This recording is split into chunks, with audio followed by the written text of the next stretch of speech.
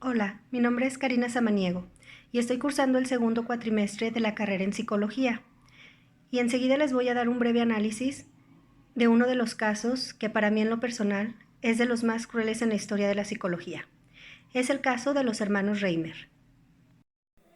David Reimer nació en 1965 en Winnipeg, Canadá, siendo hermano gemelo monocigótico de otro bebé llamado Brian, en el norte de los Estados Unidos y Canadá.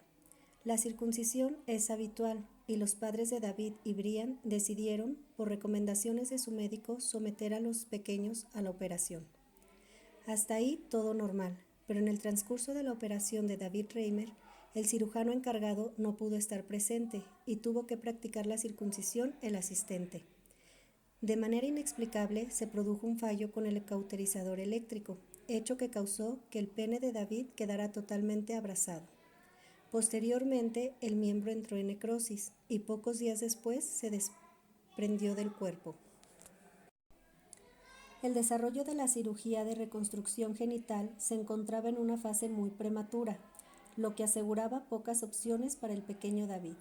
No obstante, los padres de David advirtieron la existencia de un médico de Baltimore cuya teoría defendía la inexistencia de una sexualidad innata y que por ende era posible cambiar la sexualidad de un niño mediante el desarrollo. John Money era un sexólogo con una buena reputación cuyas ideas sobre la superioridad de la influencia ambiental respecto a la biología le había valido cierto reconocimiento dentro de los círculos ambientalistas del estudio de la psicología. Money estaba convencido de que la educación determinaba la conducta de los sujetos. Cuando los padres de David decidieron pedir consejo a Money, este vio una buena oportunidad en el caso, ya que dispondría de un sujeto para analizar y experimentar, David, y otro sujeto control, Brian, con el cual comparar las diferencias que surgían según la educación recibida, pues está claro que a nivel genético David y Brian eran prácticamente simétricos. Money aconsejó a la familia Reimer que David debía someterse a una operación de reconstrucción de vagina artificial y una vez acabada la operación, David debía recibir una educación acorde a su nuevo género. Esto es, la educación que recibiría una niña. En adelante, David fue llamada Brenda. Así los preceptos que habían de cumplir los padres eran sencillos. Bastaba contratar a Brenda del mismo modo como si fuera una niña y no mencionar bajo ningún concepto el tema de su sexualidad artificial. La familia empezó a llevar a cabo el plan. No obstante, Brenda odiaba los juguetes de chica tales como las muñecas y solía arrancarles los vestidos. El temor de los padres a que algún día Brenda cayera en la cuenta de su verdadera sexualidad iba en aumento, pero los problemas solo estaban empezando. Cuando Brenda siguió creciendo, los efectos hormonales empezaron a mostrarse a pesar de su tratamiento con estrógenos. Así empezó a desarrollar una musculatura y estatura poco femeninas. Según comentaba su hermano Brian, el único rasgo que diferenciaba a Brenda de él era la larga cabellera de ella. Y partiendo de la inconsistencia de los niños, uno se puede imaginar la crueldad con que Brenda debía ser tratada durante su etapa escolar. Frecuentemente, los hermanos acudían a la consulta de John Money, con el fin que éste fuera evaluando el desarrollo de los niños. Según relataron ambos hermanos, la terapia del Dr. Money tenía consecuencias perturbadoras para ellos. En su biografía, David Reimer narra cómo el doctor les mostraba fotografías sexuales que eran, según Money, necesarias para redirigir su sexualidad. Una de las escenas más estremecedoras de la terapia con Money, según relata David, es que el doctor les obligaba a quitarse la ropa en contra de su voluntad de los pequeños y obligó a Brenda a ponerse a cuatro patas mientras su hermano bien realizaba movimientos y tocamientos sedosexuales contra la parte trasera de su hermana, en una escena que denominaban ensayo sexual.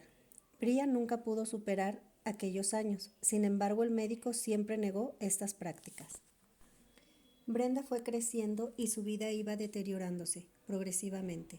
Se negó a someterse a más operaciones y sus intentos de suicidio empezaban a ser serios. Paulatinamente, el doctor Money fue alejándose de la familia, y fue en ese momento cuando el padre de Brenda decidió explicarle toda la verdad de su historia. Después de oír el relato, Brenda volvió a cambiar de sexo, siendo de nuevo un hombre a nivel oficial. David contrajo matrimonio años más tarde, pero en poco tiempo su historia salió a la luz pública, perdiendo su empleo y a su mujer. Pocos años después, su hermano Brian se suicidó, según se reportó, a causa de la profunda culpabilidad que sentía por haber salido bien de la operación de circuncisión y por los años de frustración al ver el sufrimiento de su hermano. La investigación de Money fue encumbrada en la época, pues según sus seguidores, el caso de Brenda Reimer era la demostración empírica de que los condicionantes socioculturales determinaban la sexualidad del sujeto. Era un triunfo parcial de la rama ambientalista de la psicología, pues fue confirmado que ciertas conductas de Brenda fueron efectivamente moduladas por la educación recibida, y los genes poco podían contraerse ese condicionamiento aprendido, si bien algunas actitudes y declaraciones posteriores de David matizaban esta cuestión. A pesar de los avances que supuso la investigación, las consecuencias humanas de la misma fueron catastróficas. David Reimer tuvo una vida infeliz y desgraciada. Su vida fue entregada a un investigador que alteró su albedrío en pos de unos réditos egoístas. Si algo se puede sacar en claro de la historia es que los determinismos deben ser siempre cuestionables. Somos el resultado de un cúmulo de combinaciones, circunstancias y coincidencias que acaban conformando nuestra manera de ser, y esta manera de ser no debe ser nunca un escenario donde personas ajenas puedan manipular en aras de una ciencia que en este caso despreció la vida humana. David Reimer finalmente acabó con su vida un 4 de mayo del 2004, cuando solo tenía 38 años de edad. Te voy a presentar el familiograma para que conozcas más a detalle a la familia Reimer. Y te voy a citar el artículo 4 del Código Ético, que para mí es uno de los más importantes. El núcleo familiar desempeña una función esencial en el desarrollo de las potencialidades de la persona con trastornos mentales. Para ello deberá proporcionar apoyo, cuidados, educación, protección a la salud, alimentación suficiente y adecuada.